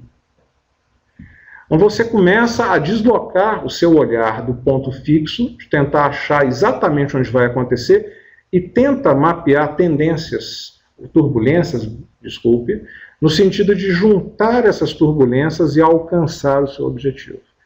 As turbulências estão ao redor do seu objetivo. Porque a preparação, né, de um atentado terrorista, por exemplo, demanda tempo, recurso, e eventualmente você consegue mapear alguma coisa nesse sentido. Não tentando achar que vai haver aquele evento ali, mas vendo que coisas que levam àquela possibilidade acontecem somando essas possibilidades. Tentou-se fazer isso com Big Data, gastou-se milhões e jogou fora. Não serve para essa área. Não tem o menor sentido para essa área. Essa área, ela mexe com Fast Data, não com Big Data. Big Data são montanhas e montanhas cada vez maiores de informação que você vai tentar achar alguma coisa. Um analista chamou isso muito interessantemente de achar uma agulha num palheiro colocando mais palha. Big Data é isso. Achar uma agulha no palheiro colocando mais palha. Para essa área não serve. Algumas outras áreas vai ter a mesma utilização que esse conceito teve com vários outros nomes ao longo das décadas anteriores, mas como as pessoas não são da área de informática, não seguem. Então as novidades são vendidas para ela com roupagem nova de coisa que é feita já há muito tempo e elas ficam felizes. E vão sustentando as empresas de software e hardware. Uma possibilidade que se vê, fora dessas questões todas, dessas possibilidades e tendências, é que se trabalhe com essa lógica, que é o VUCA, foi desenvolvido pelos militares norte-americanos por volta de 85, que é entender que o seu ambiente, ele será, e cada vez mais migrará para ser volátil, incerto, complexo e ambíguo. A sigla quase deu em português, né? Quase que ficou em português, a não ser aqui o incerto. Se você passar a entender que ao invés de linear, o amanhã será igual ao ontem, que foi igual ao anteontem, o hoje vai moldar o amanhã, isso não funciona. Cada dia é uma coisa que não tem relação causal com os anteriores e nem com a sua experiência, vide a quebra de 87. Só você olhar ali o que estava acontecendo e o que aconteceu, que teoricamente, matematicamente, poderia receber o rótulo de impossível. Tamanha era a dimensão daquele desastre. Era imprevisível, para dizer o mínimo. Se você consegue entender que o mundo é volátil, ou seja, daqui a um segundo ele estará diferente de agora. Não adianta planejar da maneira como está, porque daqui a pouco ele já está diferente. Não vai resolver. Que ele é incerto, você não tem, e aí coloca-se a estrada, inclusive, né, a incerteza de uma estrada, qual caminho eu vou seguir. Que ele é complexo, como nós vimos ali atrás. Né? As relações elas deixaram de ser lineares há muito tempo. Elas são absolutamente desconectadas umas das outras, mas que levam a um efeito ali ao qual você não espera, porque você não consegue fazer a conexão rapidamente entre elas. E ambiguidade. Aí a gente remonta, né, Confusão, Sócrates, no uso da palavra. Muito da ambiguidade é o uso de palavras erradas. Se você não souber usar a palavra correta, as pessoas vão te entender erroneamente. E muitas vezes meia dúzia de iluminados quer enfiar para o resto da população uma palavra que eles acham elegante, interessante, bonita, que a população vai entender de outra maneira e vai dar um problema imenso. Inteligência é uma delas. É necessário, então, por tudo isso, fazer uma evolução, empacotando essa questão toda, do pensamento crítico para o pensamento criativo. Até aqui nos dirigiu o pensamento crítico. Deixa eu verificar o que você está fazendo, vamos analisar, vamos fazer mudanças, alterações naquilo que você está fazendo. Não resolve mais o problema. Isso engessou. O desengessamento vem pelo pensamento criativo. Você tem que tentar coisas novas, tentar maneiras novas, achar meios novos de fazer aquilo que você precisa, porque os antigos não estão funcionando mais. E os antigos são previsíveis. Quando você fala em pensamento crítico, você está criando uma questão previsível. Na área de security, na área de proteção, tudo que é previsível é ultrapassado. Se ele sabe quais são suas defesas, ele sabe como romper suas defesas. Como é que se combate isso, então, se eu estou com a lógica do VUCA? Eu uso também a lógica do VUCA contrário. Eu uso visão, entendimento, clareza e agilidade. Combato a volatilidade com visão, combato a incerteza com entendimento, combato a complexidade com a clareza, combato a ambiguidade com a agilidade, tomando um extremo cuidado de evitar um dos erros mais comuns e que só se vê depois que o problema aconteceu, de ao invés de agilidade, você criar uma situação de fragilidade. É uma diferença de poucas letrinhas, mas é exatamente o oposto. Às vezes, tentando criar um ambiente de agilidade, você cria um ambiente de fragilidade. Você adiciona velocidade, e essa velocidade não tem nenhum tipo de proteção, e você acaba num veículo que pode acelerar até 80 km por hora, fazendo 320 sem que o freio tenha condição de parar. O Fórmula 1 faz 320 porque o freio para. Porque o piloto tem reflexos excepcionais. Se você colocar 320 no seu carro, achando que pode, você vai ter uma situação indesejada, você transformou o ágil em frágil. Parte da resposta, passar a tratar sistemas, ao invés de lineares, como adaptativos complexos. Nós vivemos numa realidade adaptativa complexa. Quando eu trabalho com crime organizado, não adianta eu achar que eu vou combatê-lo hoje, como foi combatido ontem, que ele já se adaptou. Ele já sabe quais são os meus meios, e aí programas do tipo Fantástico, por exemplo, quando mostram lá o sujeito abrindo fechadura de carro na rua, né? Na verdade está dando uma aula para as pessoas aprenderem a fazer isso. Na hora que o Fantástico ou o programa da Record, ou da Bandeirantes, ou seja lá de onde for, investigativo, que mostra que a polícia está rastreando agora telefone celular e satélite. O sujeito para de usar o telefone satélite. Então, eles vão ser dotados de saber, não precisa da imprensa também avisar, fazer a gentileza de avisar.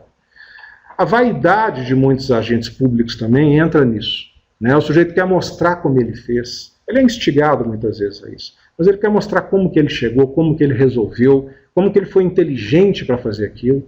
Né? Ele quer que as pessoas saibam, admirem como ele foi esperto e inteligente em fazer aquilo.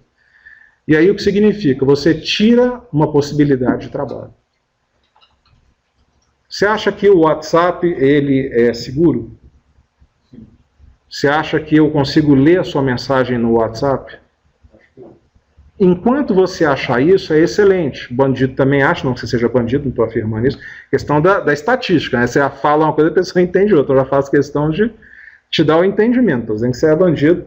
Mas enquanto você, os bandidos, vão achar isso, excelente, maravilhoso. Enquanto o Supremo Tribunal Federal achar isso, maravilhoso. Porque a gente continua ouvindo. Não estou dizendo que está ouvindo. Ou talvez esteja colocando uma falsa informação. Ou talvez dando uma desinformação. Talvez o que eu esteja falando seja mentira para que o bandido ache que a gente pode ouvir e a gente não ouve.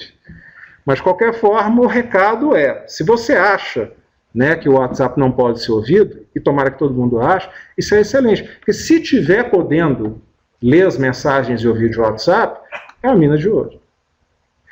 É o que foi resguardado como o maior sigilo da Segunda Guerra Mundial, a captura de uma máquina Enigma dos nazistas. A máquina Enigma era a máquina que os nazistas usavam para criptografar, né, codificar as suas mensagens para passá-la para os seus submarinos, para suas bases do exército. E os aliados conseguiram a máquina dessa. Então eles liam tudo o que os nazistas escreviam. Isso te deixa em situações extremamente complicadas. Deixa um decisor na situação que eu, graças a Deus, não sou decisor. Porque você imagina a seguinte situação. Chega uma mensagem e você decriptografa aquilo, você decodifica aquilo, e a mensagem fala o seguinte: haverá um bombardeio na cidade de Manchester, no dia tal a tal hora, nós vamos destruir completamente com bombas a cidade de Manchester no ataque aéreo. E você é o primeiro-ministro da Inglaterra. Você faz o quê? O que você faz? Você é a primeira-ministra da Inglaterra. Qualquer uma das duas. Vocês são primeiras ministras da Inglaterra. Chega a informação, olha, nós temos a informação confirmada, decodificada, que a cidade de Manchester será atacada no dia tal e vai ser aniquilada. O que as senhoras querem que façamos?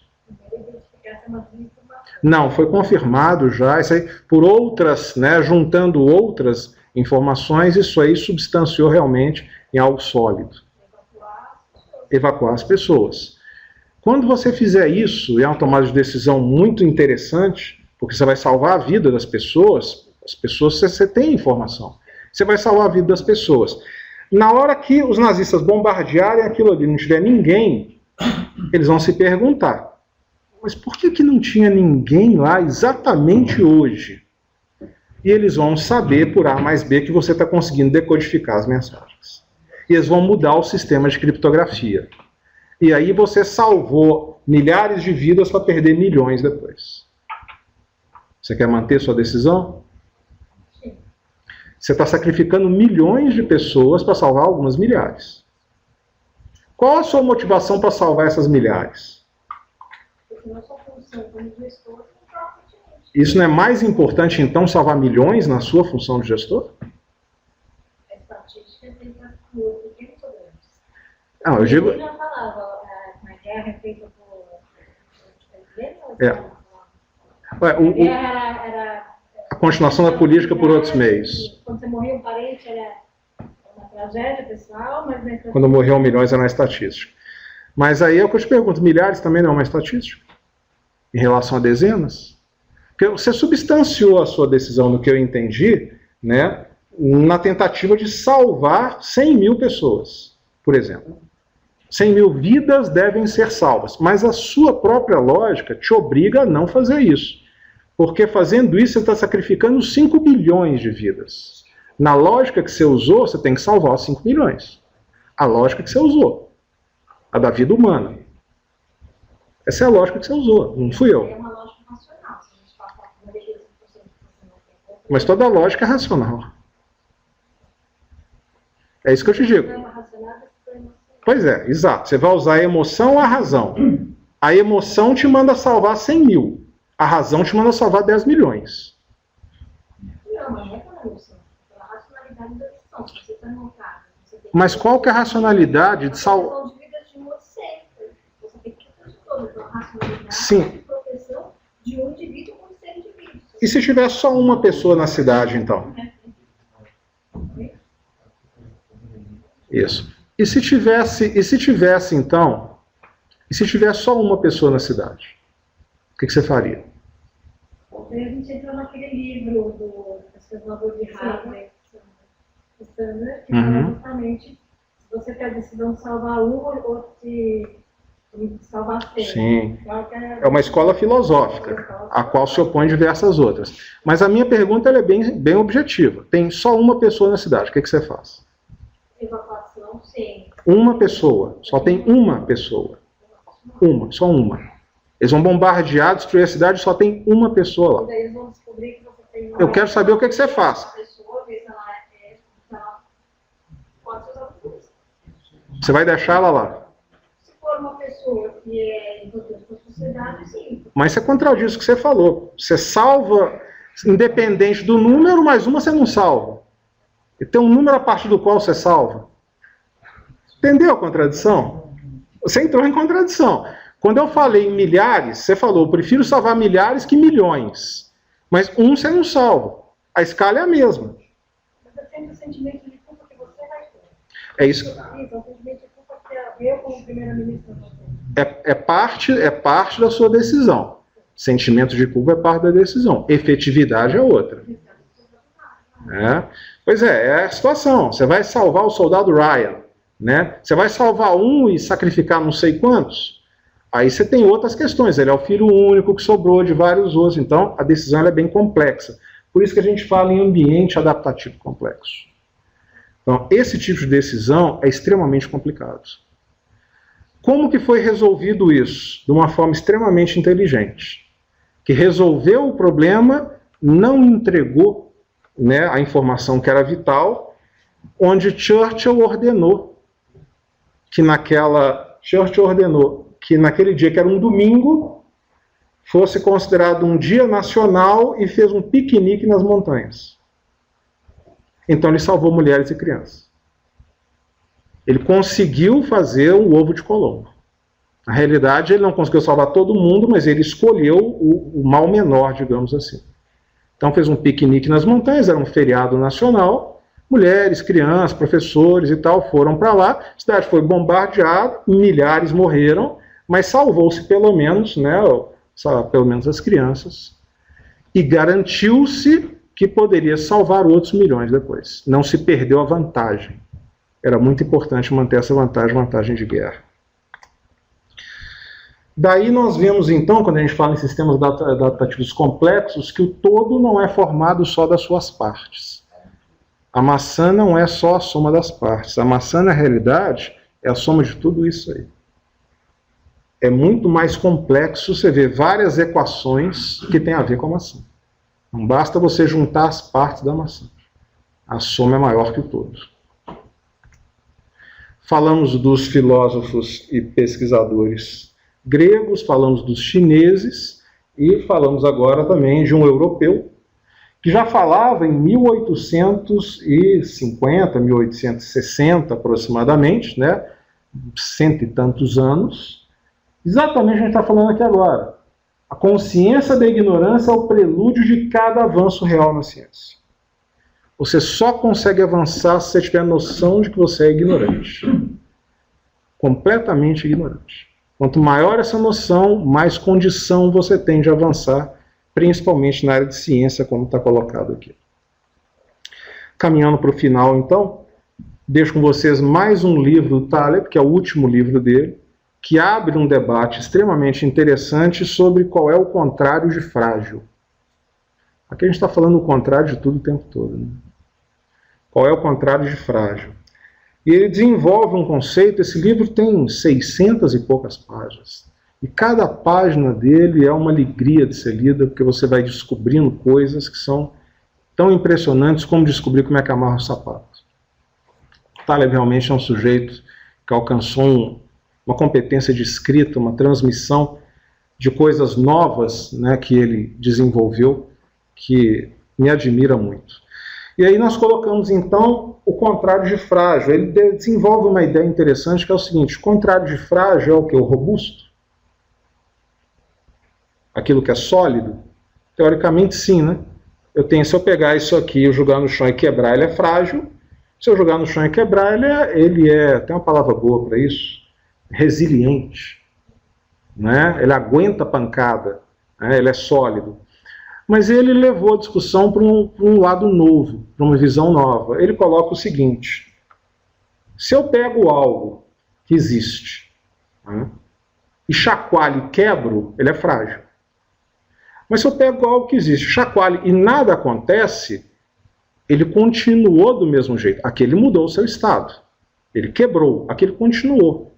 O contrário de quebrar deveria ser o quê? Fortalecer. O contrário de quebrar não é ficar do jeito que você está. Se eu pego algo e bato e ele quebra, ele é frágil. Se eu pego algo, bato e ele se fortalece, eu não posso dizer que ele é resiliente. Resiliente continua do mesmo jeito. É uma lógica extremamente interessante. E aí ele cria o conceito de antifrágil. Você teria o objeto, esse objeto podendo ser quebrado, sendo então frágil, esse objeto podendo ser melhorado, sendo então antifrágil. Você consegue alcançar um pouco desse conceito quando você vê um exemplo que foi dado não no livro, mas em debates em grupos na internet, que a gente frequenta, até para avançar nesse estudo, onde alguém falou o seguinte: é o caso de você pegar, por exemplo, um cristal e mandar pelo correio. Eu pego aqui, isso aqui é um cristal, eu vou mandar pelo correio. Isso é o cristal. Ele está no estado natural dele, está inteiro. Né? Se eu pego esse cristal, coloco ele nesse envelope e mando pelo correio, ele vai chegar lá todo quebrado. Vai chegar espatifado. Então ele é frágil. Se eu pego o cristal e envolvo esse cristal com plástico bolha, coloco aqui papelão, encho, né, daquela isopor, enfim, não sei o que lá, e mando pelo correio, ele vai chegar lá do mesmo jeito que ele saiu. Ou seja, ele está resiliente, ele está resistente, mas ele não mudou a sua característica. Agora, se eu pego esse cristal e mando ele pelo correio, e eventualmente ele chega lá transformado num diamante, ele é antifrágil. Ele melhorou. Ou seja, se eu pego o cristal, sacudo o cristal e ele quebra, ele é frágil. Mas se eu pegar o cristal e sacudir e ele virar um diamante, ele melhorou, ele é antifrágil. E nesse conceito ele fala 600 e tantas páginas. Vale muito a pena. Recém-lançado agora 2014, recente. E encerro deixando uma questão com vocês. Ainda temos algum tempo as perguntas, acredito, caso haja. Espero que sim. É interessante quando você vê essa palavra aqui de Henry Ford. Se eu tivesse perguntado às pessoas que elas queriam cavalos mais velozes, porque a lógica era aquela: você alcança, você sabe aquilo que sabe. Você não tem condição de saber aquilo que você não sabe, dentro do conceito que nós colocamos ali, e que você não consegue enxergar. Como é que a pessoa vai pedir um carro se não existia carro? E ela nem sabe que não sabe o que é um carro, porque ele não existe. Mas ele enxergou além. Ele viu que não adiantava colocar 20 cavalos, 30 cavalos, cavalo mais rápido, isso não ia resolver, precisava de uma outra situação, até porque, como é falado no próprio livro Antifrágil também, a população de cavalos de Nova York estava produzindo 2,5 toneladas de cocô por dia. Não tinha mais onde colocar. Ele faz ele nos traz uma informação interessante falando o seguinte: as casas de Nova York foram construídas acima do nível da rua, não foi para ser bonito, não. Era para escoar quando chovia aquilo tudo ali. Era para não entrar dentro de casa. Por isso que as casas de Nova York são elevadas. Para não entrar dentro de casa. Cedo ou tarde, alguém tinha que substituir aquilo. Não estava dando mais para conviver com o cavalo. Ele foi uma solução e começou a virar um problema. Carro também está sendo uma solução, está virando um problema. Poluição, questão de combustíveis. Então, estacionamento, está se tentando chegar agora a um lugar com carros movidos a combustíveis não fósseis, a você pegar o carro na rua, bicicleta já existe isso, né? Você pega a bicicleta na rua e deixa em outro lugar, daqui a pouco você não vai ter mais carro. Você vai andar na rua, você põe seu cartão de crédito, entra no carro, para ele onde você quiser lá e o outro pega e assim vai. Mas está virando um problema. Então, isso aqui nos inspira a dizer o seguinte: qual vai ser a solução de tudo isso que a gente está falando?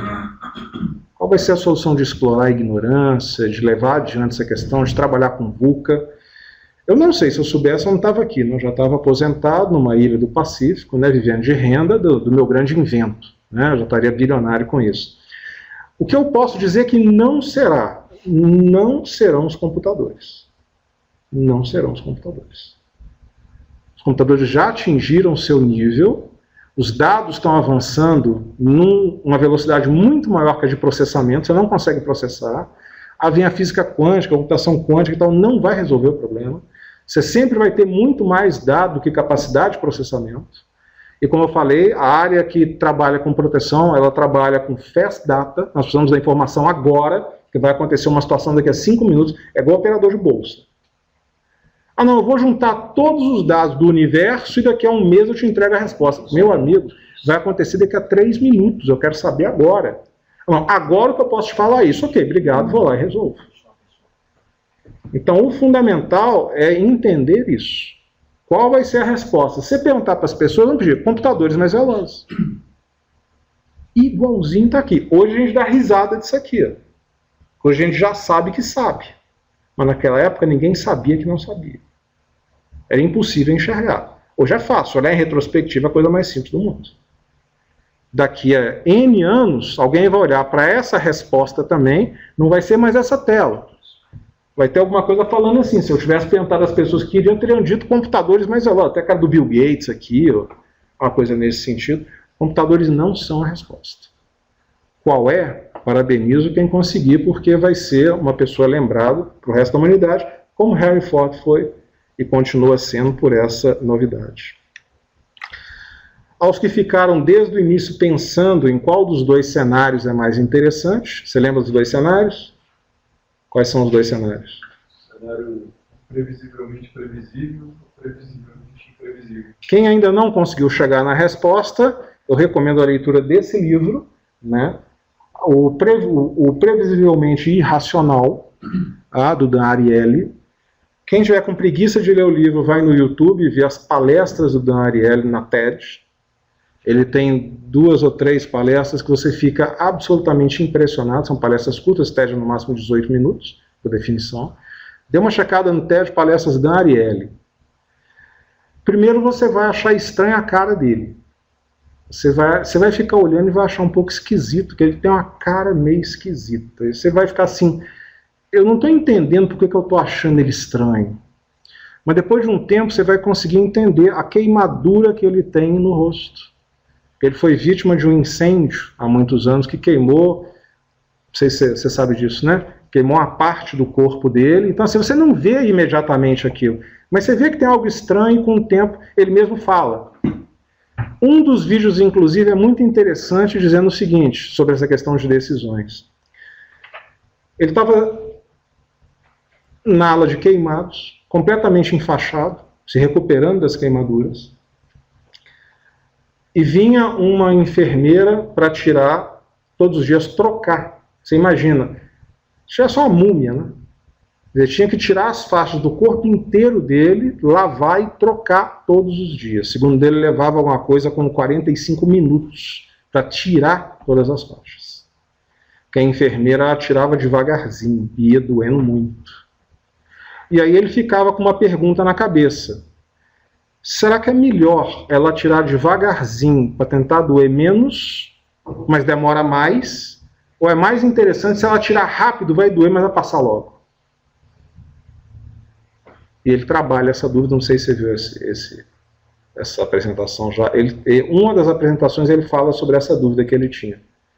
Na melhor boa vontade dela, mas será que ela estava fazendo o melhor para ele?